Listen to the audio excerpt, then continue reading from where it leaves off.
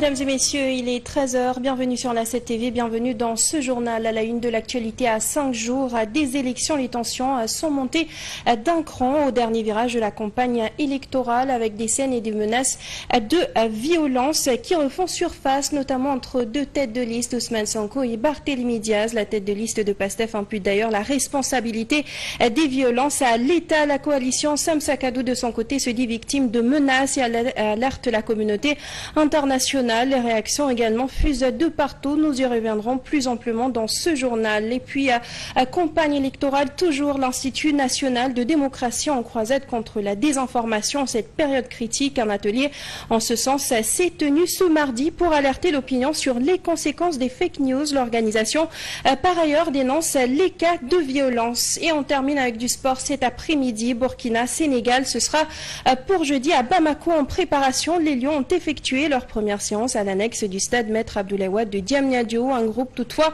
encore incomplet puisque le retour de Crépin Diatta est attendu. Voilà tout pour l'essentiel des titres. Les développements, c'est tout de suite.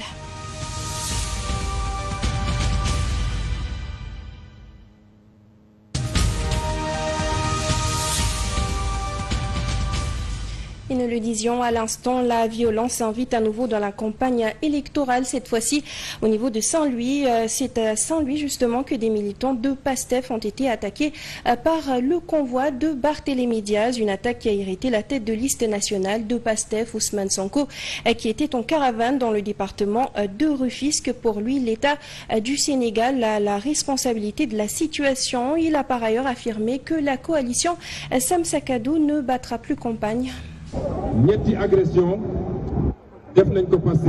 Notre caravane a été attaquée à Dakar, puis à Saint-Louis, ainsi à Koungheul. Nous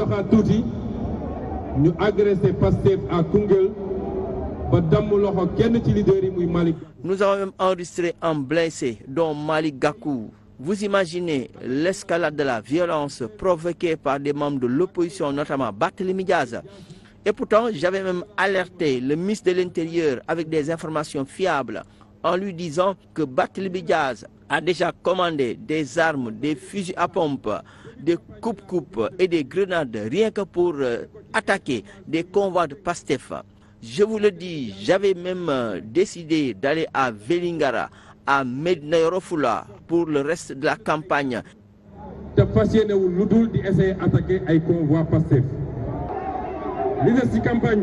Est terminé en beauté, mais nous n'allons pas bouger d'un iota. Nous allons rester ici parce que ce n'est pas normal que nous subissons des attaques et que l'on se taise. Ce n'est pas normal.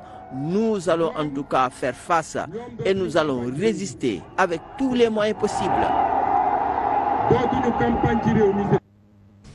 Et sur ce, Barthélémy Diaz a répondu aux menaces de riposte d'Ousmane Sonko qui annonce sa caravane à Baobab. Le maire de Dakar déclare l'attendre de pied ferme, un duel donc qui annonce les couleurs de la bataille de Dakar.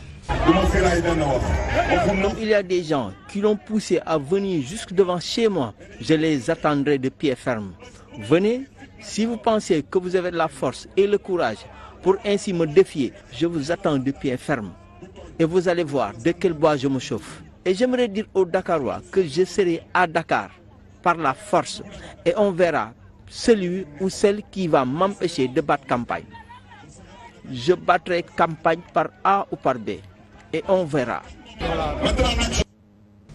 La situation fait réagir la coalition Sam Sakadou dans un communiqué qui affirme que son convoi national a été la cible de multiples attaques depuis le lancement de sa campagne électorale. Le mouvement politique affirme que ces incidents sont survenus tout au long de son parcours. Dans un communiqué publié dans la nuit de ce lundi, la coalition met en cause Ousmane Sonko, leader de PASTEF actuel, Premier ministre, pour avoir incité, dit le communiqué, ses partisans à entraver leur campagne. Sam Sakadou justifie son allégation par le message diffusé sur sa page Facebook pour appeler ses sympathisants à bloquer les activités de la coalition. Le communiqué estime que cet appel serait une menace explicite pour la coalition menée par Barthélémy Diaz. Ousmane Sonko aurait encouragé des actions violentes à l'encontre de ses membres et de ses partisans. Face à la situation, Sam Sakadou a lancé un appel au président de la République ainsi qu'à la communauté internationale pour prendre acte de la gravité des propos attribués, dit-elle, à Ousmane Sonko. Justement, nous le disions dans les titres, les réactions se multiplient suite à ces tensions. La société civile se dit inquiète après les violences électorales constatées ces derniers jours qui ont précédé des pics interposés entre Ousmane Sonko et Barthélémy Diaz, justement. Et pour Aliontine, fondateur et président du think tank Africa Jom Center, la situation devient de plus en plus préoccupante. Il préconise une rencontre entre le ministre de l'Intérieur et les protagonistes pour apaiser la situation. Même son de cloche du côté de Mamadou Ibra Kane qui appelle le ministre de l'Intérieur à prendre ses responsabilités face à la situation. L'ancien Premier ministre Abdoul Mbaye a également réagi, reprochant au leader de PASTEF un manque, dit-il, de respect pour les forces de l'ordre, une approche qui n'est pas partagée. Fadilou Keïta de PASTEF de son côté a pointé du doigt à laxisme, dit-il, de l'État. En attendant, les médias font état de l'arrestation de 81 personnes à Saint-Louis suite aux violences de lundi. Une information donnée en attendant bien sûr la communication officielle du ministère de l'Intérieur sur la question. Et puis toujours dans le registre des réactions sur ces hausses de tension, le président du Conseil pour l'observation des règles d'éthique et de déontologie dans les médias, le CORED, fustige la manière dont certains médias diffusent les scènes de violence qui émaillent la campagne électorale pour les législatives. D'après Mamadou Thior, le journaliste a donc le devoir de participer à la préservation de la stabilité nationale. Il exhorte ainsi ses pairs à éviter de suivre les acteurs politiques dans leur irresponsabilité. Une réaction de Mamadou Thior à suivre bien sûr dans nos prochaines éditions. En attendant, on reste toujours dans ce même registre pour combattre la désinformation en cette période électorale. Nous l'annoncions justement dans les titres. L'Institut national de démocratie se lance justement dans la sensibilisation et le NDI a organisé ce mardi matin un atelier pour alerter l'opinion sur les conséquences des fake news. L'organisation de la société civile en appelle à la responsabilité de tout un chacun pour, dit-elle, un bon déroulement du scrutin du 17 novembre prochain. Par ailleurs, elle dénonce les violences dans la campagne électorale pour les législatives. Le compte-rendu de cette rencontre à suivre très bientôt dans nos prochaines éditions avec Diombe Mbaye. En attendant, on reste avec PASTEF, toujours campagne électorale. Cheikh Bamba Dièye affirme que les faits présumés de transhumance ne peuvent être imputés à la coalition PASTEF, membre de la coalition Diomaye président. Il estime qu'aucune demande en ce sens n'a été faite. La réalité aujourd'hui, c'est que est-ce qu'il est techniquement impossible de refuser à un citoyen qui plie armes et bagages d'un lieu pour dire que moi je vais vous apporter mon soutien, de lui dire qu'on n'en veut pas? Ce n'est pas rationnel, ce n'est pas logique puisque nous sommes dans une compétition électorale. La transhumance serait dangereuse et on pourrait nous le reprocher si après, dans les choix, dans les stratégies, nous soyons dans des dispositions à laisser libre des gens qui ont maille à partir avec la justice, qui auront fraudé ou volé ou escroqué les Sénégalais. Si nous les couvrons, si nous leur ferons échapper par rapport à Dame Justice, là, à mon avis, on pourrait parler de transhumance. Mais dans cette compétition électorale, aujourd'hui, avec ce que le Sénégal porte comme cohorte de politiques et de politiciens, je crois qu'il faut savoir raison garder et nous laisser libre de dérouler notre programme, libre à chaque citoyen de se déterminer en groupe ou individuellement par rapport à telle ou telle autre liste. En tout état de cause, les faits et gestes de particuliers venant de partis au pouvoir ou d'autres partis convergents vers PASTEF ne peut en aucune manière être imputé en termes de responsabilité de transhumance à la coalition PASTEF. Campagne électorale toujours à Madouba, de son côté est toujours dans le Fouta, mais ce début de semaine, c'était au tour de la région de Matam de le recevoir. L'ex-premier ministre a communié avec les populations de cette zone à qui il promet de se battre pour plus d'emplois une fois à l'hémicycle. Dans les régions les plus reculées du Fouta, dans la région de Matam, Amadouba bat campagne. Ce lundi, le leader de la nouvelle responsabilité est en opération de charme dans le nord-est du pays, où des foules de militants et de sympathisants ont accompagné sa caravane.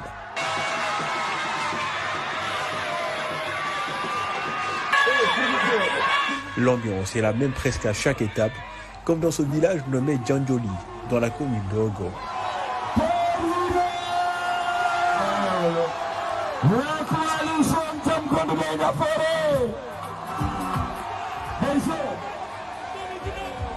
S'en sont suivis Kanel, Sénopalel ou encore Gangel.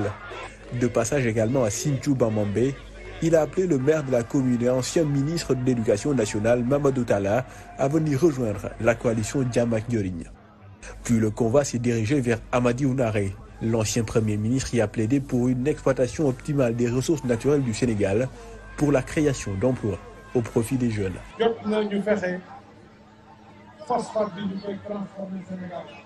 Il est temps que le phosphate soit exploité au Sénégal pour que vous puissiez avoir du travail. Si nous obtenons la majorité à l'Assemblée nationale, nous allons accélérer sa matérialisation. Car tant que les jeunes n'ont pas de travail, rien n'ira.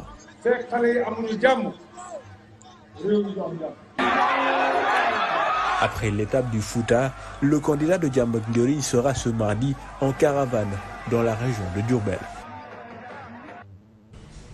Et puis, incrustation de questions politiques dans les écoles, comme en atteste la vidéo de cet enseignant qui appelait à voter PASTEF. Les acteurs de l'éducation, notamment le QSEMS, dénoncent les faits et appellent l'application des sanctions prévues. Mamadou Kanté était à sa rencontre. Cette vidéo très virale sur Internet dans laquelle un enseignant appelle à voter pour la liste de PASTEF lors des élections législatives anticipées à venir a fait couler beaucoup d'encre et de salive. C'est quelque chose que nous déplorons parce que nous considérons que l'école est un sanctuaire et que sous ce rapport, rien ne doit venir profaner donc ce lieu qui pour nous est sacré. Suite à la publication de cette vidéo, le ministre de l'Éducation nationale a affirmé sa neutralité, rappelant que l'école est un sanctuaire dédié au savoir qui reste loin des discours partisans. Mais selon le secrétaire général du QSEMS, ce communiqué n'avait pas sa raison d'être car il faut juste suivre les mécanismes de sanctions prévus dans ces cas de figure. Je crois qu'à l'échelle même de l'établissement où cela s'est passé, il devrait être possible d'interpeller l'enseignant en question et sur la base de ces réponses, mais l'administration pourrait effectivement adresser cette situation et prendre des mesures s'il y a lieu. La posture de l'enseignant repose ainsi le débat sur la politisation de l'espace scolaire. Face à ces cas d'endoctrinement souvent notés dans l'école sénégalaise, Ndongo Sarr en appelle à la responsabilité des hommes politiques. Il n'est pas un seul parti politique où vous n'avez pas de mouvement d'enseignants. Les invitons quand même à éviter d'installer leurs pratiques au niveau de cet espace scolaire.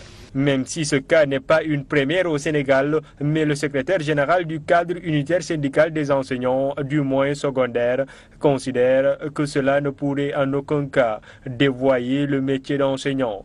Pour lui, il y a toujours des hommes et des femmes de valeur dans cette corporation. Et puis éducation, toujours 48 heures de grève, c'est ce qu'a décidé le syndicat des travailleurs des établissements scolaires et universitaires section UGB de Saint-Louis. Entre autres de leurs revendications, l'augmentation du budget de fonctionnement de l'université qu'ils trouvent très insuffisant. Ils menacent par ailleurs de paralyser le système éducatif de l'UGB et d'autres universités si rien n'est fait sous peu.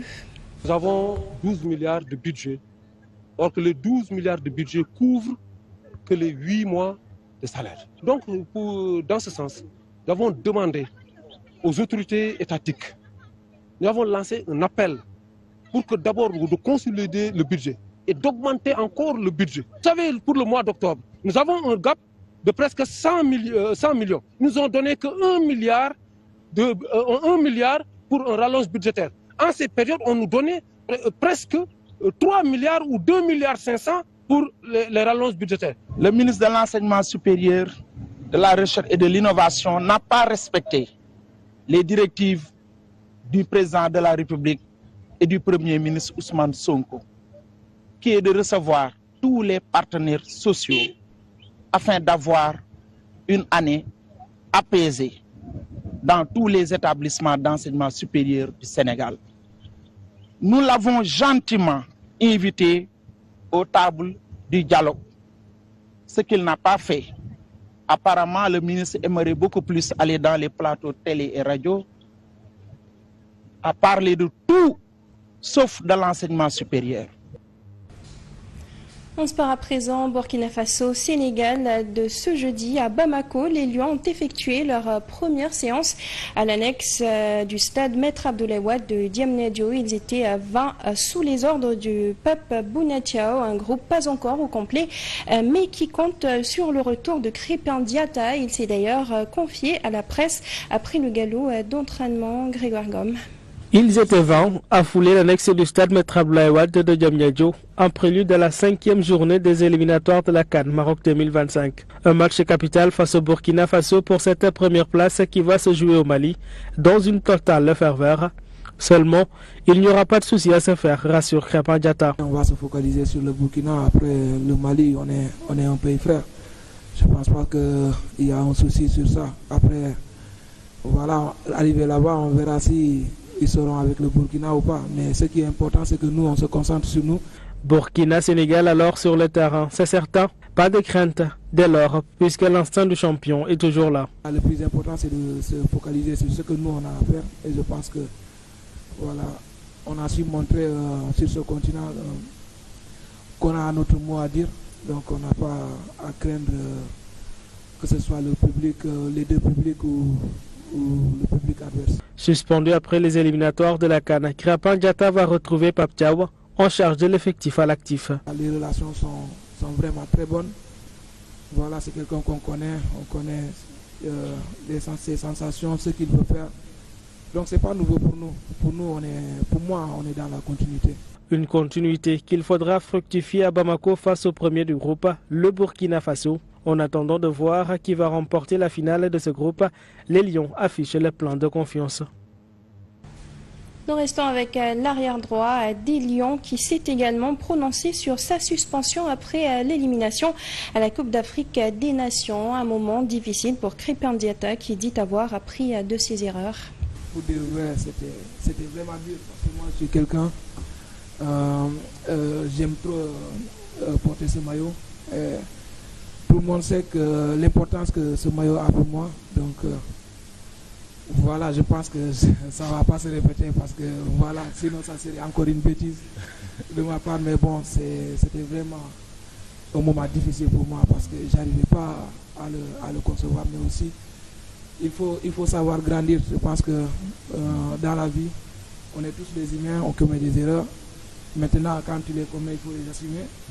Et aussi ne pas les répéter. Parce que là, si je les répète, on va me taper dessus, je ne pense pas. De presse.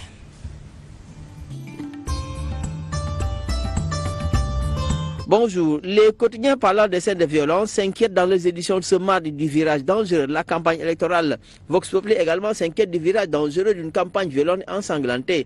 Car appelé Dakar, Koungheul, Mbacké, Diourbel, Saint-Louis dans la violence, constate la publication qui fait état d'images insoutenables des personnes molestées et tailladées. Ça dégénère, titre LAS qui évoque surtout les violences survenues à Saint-Louis, des incidents entre des agents de sécurité de la coalition Sam Sakadou et des jeunes de Pastef, notamment des marchands. Plusieurs militants de Pastef ont été blessés par des machettes, selon le journal, qui souligne que des violences ont conduit le ministre de l'Intérieur et de la Sécurité publique à exiger que des fouilles soient imposées au cortège suspect. Dans le quotidien, c'est Jean-Baptiste qui interdit dans le même temps les attaques contre les caravanes. Les violences notées dans la campagne électorale poussent le ministre de l'Intérieur et de la Sécurité publique à mettre en garde les éventuels contrevenants à l'arrêt numéro 26507 du 22 octobre 2024 interdisant le port d'armes de toute catégorie et de matières explosives. Jean-Baptiste informe sur le journal que les forces de sécurité ont reçu pour instruction ferme de fouiller systématiquement les personnes et les cortèges considérés comme suspects sur le journal. Les Échos écrit que Sonko a déclaré la guerre à Barth et ressuscite le Gatsa Gatsa. Il déclare: on a été attaqué à 3 reprises, il y a eu 0 arrestation.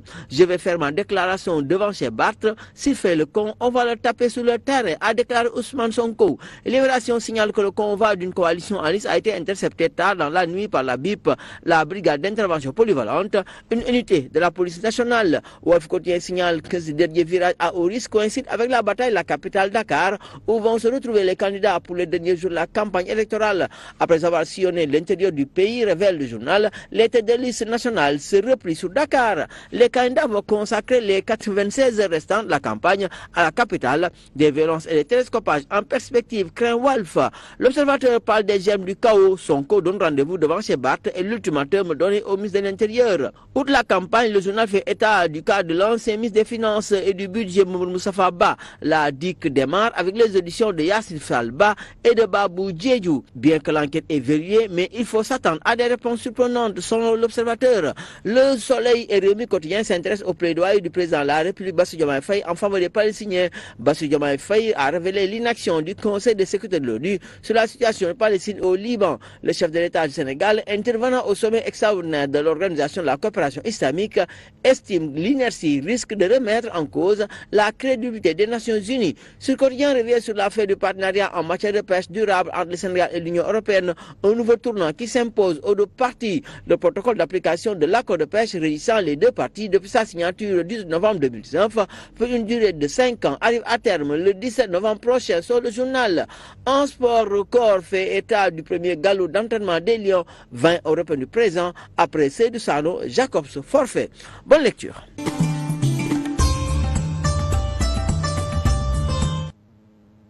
Et c'est ce qui met un terme à ce journal. Merci à vous de l'avoir suivi. À 14h, vous aurez le Wolof. Merci, bonne suite de programme sur la 7 TV.